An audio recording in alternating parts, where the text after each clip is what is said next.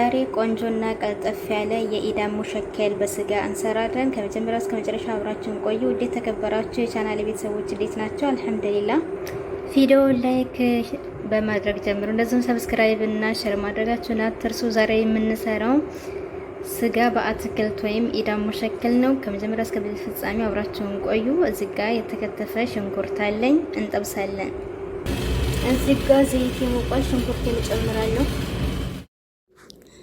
ያውና ሽንኩርታችንን በደንብ አድርገን እንጠብሰዋለን። እሳቱን መካከለኛ አድርገን ማለት ነው፣ እንዳይቃጠልብን ቡኒ እስከሚሆን ድረስ መጥበስ አለበት ከዘይቱ ጋር። ከዛ ይሄ እስከሚደርስልን ድረስ በጎን ቲማቲም እንከትፋለን።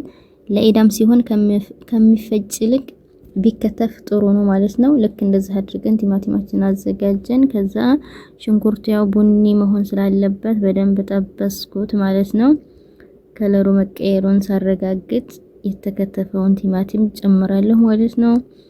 ቲማቲም ጋር ደግሞ እንደዚህ በደንብ እሳቱ መካከለኛ አድርጌ እንደዚህ እሽት እያደረኩ ጠብሰዋለሁኝ።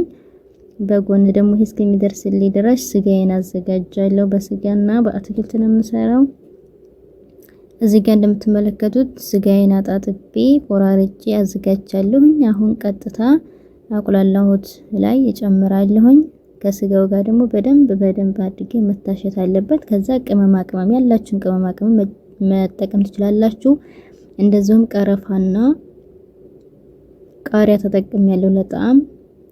እንደዚሁም የተፈጨ ድንብላል፣ ከሞንና ቁንዶ በርበሬ፣ ዝንጅብል፣ ጫው፣ ማጂን የተጠቀምኩት። እናንተ ሌላ ቅመማ ቅመም ካላችሁ መጠቀም ትችላላችሁ። እንደዚህ በደንብ አድርገን እሳቱ መካከለኛ አድርገን እናቁላለዋለን። እንደዚህ ስጋውን ምንም ውሃ ሳንጠቀም ማለት ነው።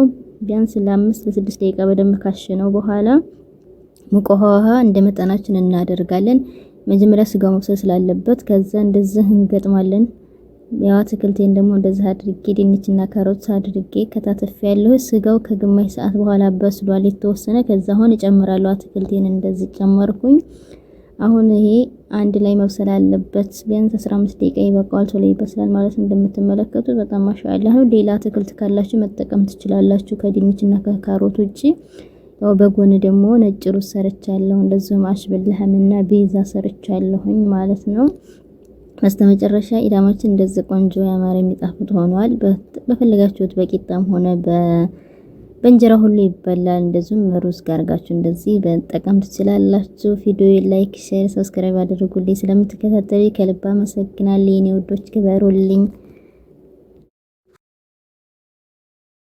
አድርጋችሁ መብላት ነው ማለት ነው። መጀመሪያ ላይ ደግሞ ነጭ ሽንኩርትም ተጠቅሜያለሁ አልነገርኳችሁም እና እንደዛ አድርጋችሁ ተጠቀሙ። ወዳችኋለሁ። ሰላም ሁኑ።